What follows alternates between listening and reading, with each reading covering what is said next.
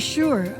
I think students at Northern high school students and such will enjoy exploring different parts of it for different reasons. It isn't just a little park in the middle of the city. My first experience with the Dead River Bayous area was looking at the Midway Creek at the Vielmetti-Peters Preserve and wondering where that waterfall goes, and isn't that a cool little brook running down through there? Well, Marquette basically started to be a city once they found the iron ore, because I needed a place to get in and out of the hills where the iron ore was. That's what Marquette was based off of, being mining and everything. It was outside and working. They had some sawmills, but to make docks and basic houses, but it was just a crude little frontier town. A lot of hardworking people. As I said before, I'm a country boy. I grew up in a little town with 100 people, and my backyard was the wilderness for as far as you could go, and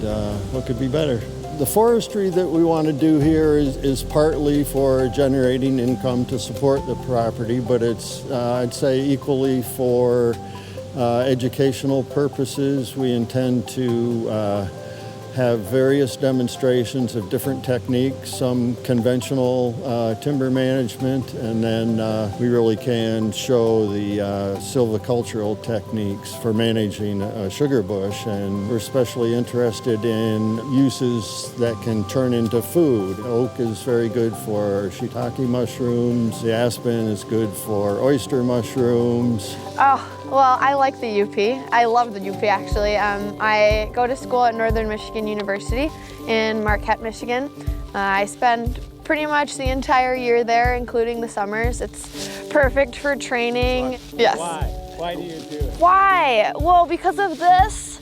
I mean, it's beautiful. It's a fun sport, and we get to be outside. And some days are a little bit colder than others, but I think those really nice, beautiful weather days remind you of why you want to do it and why you want to be out here. How would I describe it?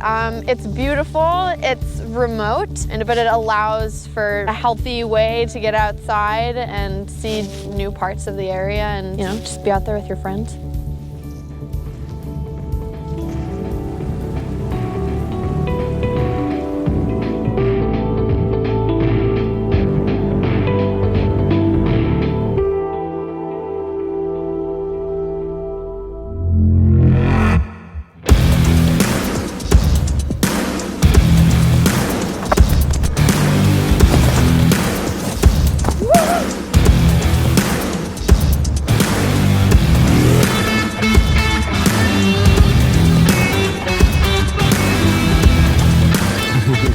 Mountain biking is a great tool for connecting to nature. You start to notice things while you're out there. That really cool little bush, that really pretty tree, that cool dragonfly that buzzed across and snacked the mosquito that was about to eat you. You start to notice those little things. You start to notice the natural world around you that you may not see otherwise. And that gives you the basis to build a great appreciation for it and then to start caring about preserving it. In the summer, I'm a trail builder for the NTN to produce new single-track mountain bike trails. I also do maintenance on the existing trails, which is really important. We're standing on a really cool geological point with an 80 or 90-foot cliff just behind me. It drops down to the Dead River. The Upper Peninsula Land Conservancy has reached out to the NTN to partner on trail building. One of the reasons for that is we're one of the authorities on single-track trail building in the area. We can design a trail to control the speed of a bike so that mountain bikers are only moving at a certain speed, and this makes multi-user interactions much better. It reduces the chance of having a mountain biker like this guy come around a corner at 100 miles an hour and find that there's a group of hikers coming up the other direction. That's another thing that we'll be looking at as we design these trails with UPLC, is to keep the multi-user interactions friendly and safe for everybody. Without land, there's nowhere for us to build trails. We need to have not only land that's available, but also land that we have permission to build on and to use long term. Some of the property that we build on right now, we have permissions for, but we may not have long-term protections for. So it's very important for us to build partnerships with organizations like UPLC so that we can protect and preserve not only the land, but also trails and outdoor recreational experiences going forward.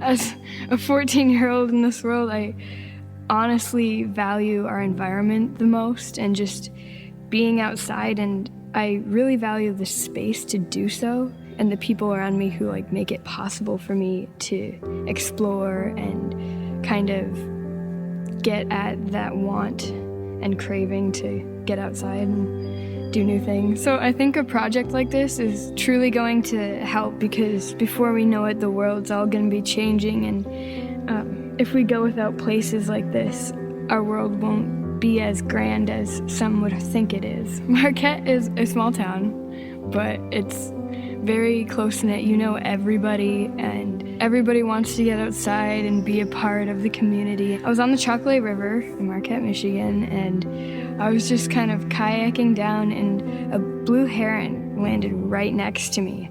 And I quieted down and I kept paddling, and it ended up following me almost halfway down the river, and it was just so cool. I hope that in the future of Marquette, we keep giving opportunities, letting people get outside and see that places can still have more character, and that I hope Marquette grows a little bit still and keeps the character of the outdoors and getting outside. That's what Marquette was based off of, being mining and everything. It was outside and working, and it's where we came from, and it's where we're rooted, and we shouldn't forget our roots, and I want other people to be able to explore that. Well, I live right on the edge of the preserve.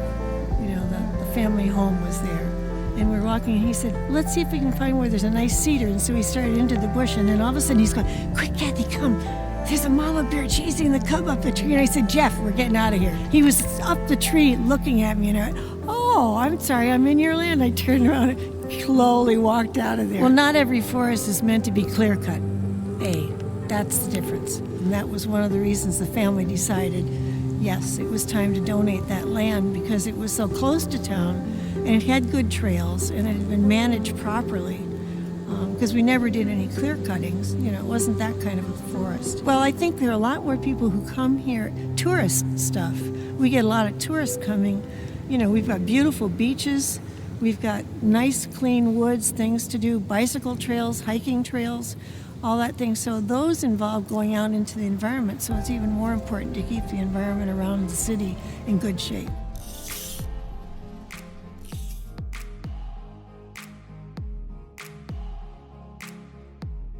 One of the things that I learned while being out on the river is just to meditate, really, to soak in the quiet nature, to just take time to relax and really soak it all in. Because, like I said, fishing really isn't about fishing. It's about connecting with nature and about being outside, just getting away from the hustle and bustle, and just giving yourself a moment to reconnect. It goes to a sense of adventure. In my opinion, you're always out there trying different flies, different streams, different setups with your fly rod, different spots on the stream, different times of day, and it's really about experimentation. So cold waters refers to the trout habitat. So trout need really pure, clean, cold water to live and thrive. And so part of what excites me about our endeavors here with UPLC and protecting areas like this is that we're going to be making an effort in preserving cold water fisheries, because fisheries impact not just the fish themselves, but the entire ecosystem. We have a kids mountain biking program, which I'm a coach on, it's an amazing thing for the kids of the area who don't subscribe to the legacy sports, team sports. It's a great way to get out and just enjoy nature. And really that's one of the big differences up here is we are capitalizing on our natural resources in a non-consumable way. You know, we're sustainably using trails and rivers in a way that isn't consuming. We're consuming experience and not consuming the resource. I think having natural places that we can go and preserve and experience and share is a draw for all kinds of economic development. So it's not necessarily making the resources themselves our economy, but instead building an economy around the experiences that you can have in the wild places. There's nothing like experiencing something to really make you care about it. Because when you experience them, when you see them, you fall in love with them and you really want to protect them. Dead River Community Forest is actually a conglomeration of several properties. There is the existing Vielmetti-Peters Preserve that's managed by the Upper Peninsula Land Conservancy. Just to the north of the existing VP Preserve is the proposed expansion that'll be part of the Dead River Community Forest. There are two parcels. The one we're on here we call the Bayous parcel. It's 161 acres, I believe. Midway Creek was phenomenal. Gravel beds pretty much the whole way down. Beautiful gorge shortly after. Switchbacks and places where the river almost cuts through and leaves an oxbow. And this piece of property reaches from the Vielmetti-Peters Preserve all the way to the Dead River.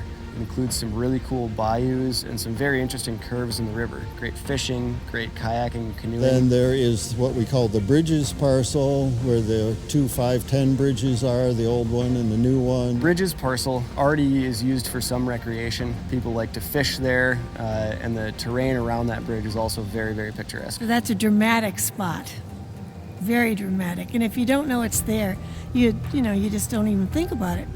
Not every forest is meant to be built into with houses and public roads and sanitary sewers and all that sort of stuff. It is possible to enjoy the land without all that other stuff. You don't have to have a paved road. You can put your snowshoes on, you can put your cross-country skis on, you can explore. There is a correlation between cross-country skiing and conservation. I mean, we need all of this to be able to do what we do, and so I think they go hand in hand pretty well. I'm really excited to get to know a new area, most of all because I've never really been down here a lot, and I'm already in love with this spot, and I can tell that it'll be beautiful for anybody to come. It's about the ability to walk out your back door and be out in nature. You could go 5 minutes from town and be in the wilderness towards the north behind the ridges here. The highway goes away, and it's as if you were in the Huron Mountains or the Porcupines here. And a sense of place and really loving where you are and what you do. To build that sense and that love of a place, you have to want it. It's not going to come to you. It takes the kind of conscious effort that's being put into the Dead River Community Forest.